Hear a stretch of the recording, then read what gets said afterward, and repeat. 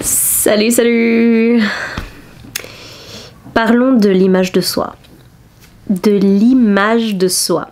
Donc, je sais pas si vous êtes familier un peu avec ce que je fais, mais j'ai posté quelques photos toutes nues sur Instagram et Facebook. Et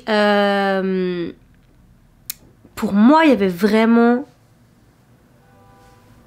une grande signification derrière, il y avait un très grand acte d'amour pour moi-même. Je sais très bien que ça peut sembler ne pas en être un, mais pour moi c'en était un. Pour plein de raisons que je crois que j'explique dans une autre vidéo, sauf erreur. Mais ce qui est intéressant, c'est du coup ce que les gens assument de moi à partir de là.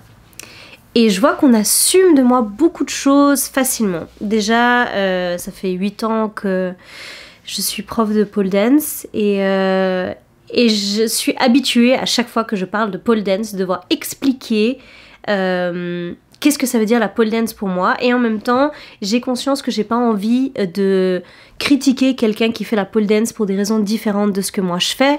Donc c'est vraiment genre, ça fait longtemps que c'est un peu un espèce de combat de ne pas rentrer dans un stéréotype juste parce que je donne le nom de mon activité. Mais en fait, c'est vrai qu'on juge tout le temps. Et là où je voulais en venir avec les photos toutes nues, c'est assez drôle, mais en fait, je suis pudique. J'aimerais bien ne pas l'être. Franchement, j'aimerais bien ne pas l'être, d'où le fait que c'est très bien pour moi que je mette des photos toutes nues. Mais en fait, je suis pas du tout à l'aise toute nue devant tout le monde. Alors, j'ai pas du tout de problème dans l'intimité en tant que telle, mais ouais, je suis pas forcément à l'aise. Genre, même si je vais sur une plage nudiste, ou si je vais, je sais pas où d'autres on se met à poil, mais voilà, un autre événement.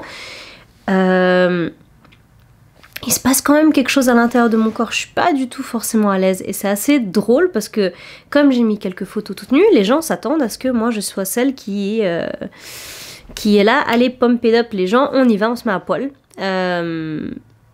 Et c'est vrai que il y a cette espèce d'attente que je sois super à l'aise avec ma nudité et du coup il y a cette sensation de waouh, je vais décevoir les gens en leur disant non, bah en fait je suis un peu pudique.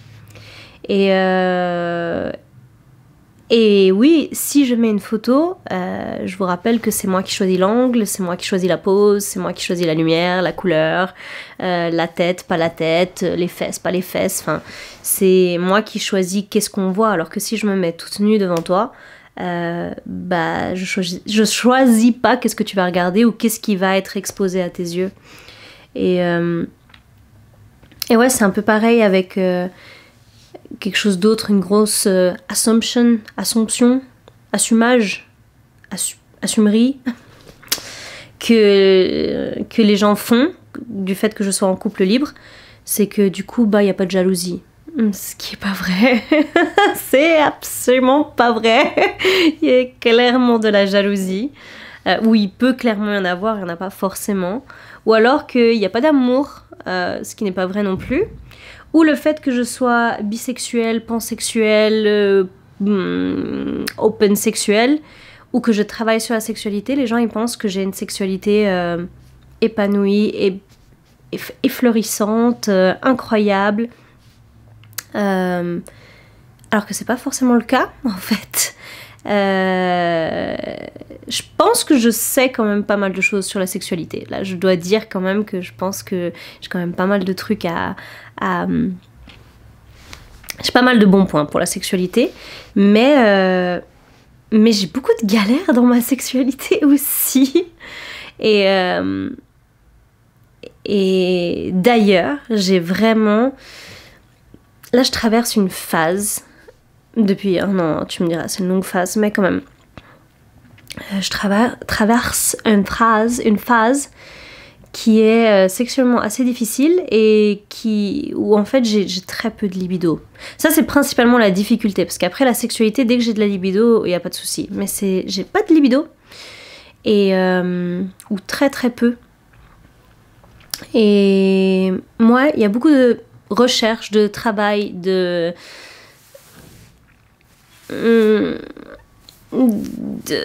voyage à l'intérieur de moi-même pour comprendre certaines choses et puis pour comprendre comment reconnecter à ma libido, surtout que maintenant j'ai un peu accès à tellement d'événements, de gens, de situations que j'avais pas accès avant, qui ferait que je pourrais tellement, je sais pas, épanouir ma sexualité de manière incroyable et ouais, j'ai pas de libido.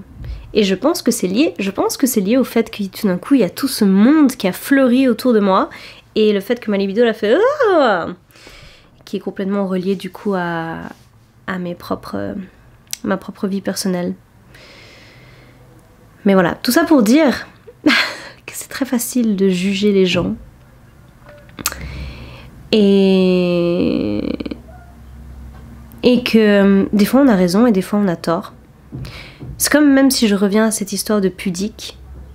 Alors c'est vrai que en ce moment en fait je me sens pudique.